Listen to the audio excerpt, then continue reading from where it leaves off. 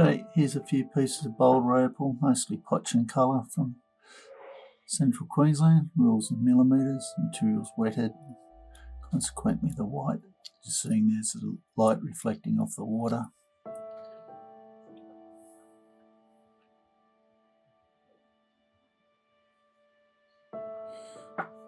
Okay, I've just zoomed in so you get a better look.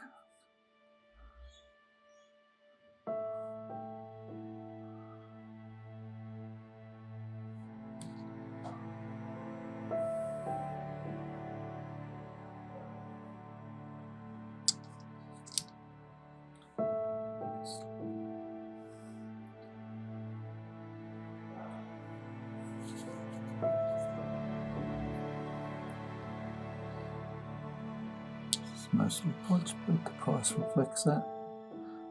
This has got exhibiting some purples there on the top. Semi-crystal, this sort of material.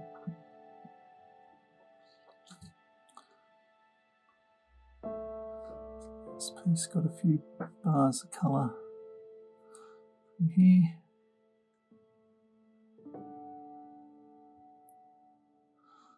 Grind off, you might get some more colour under there.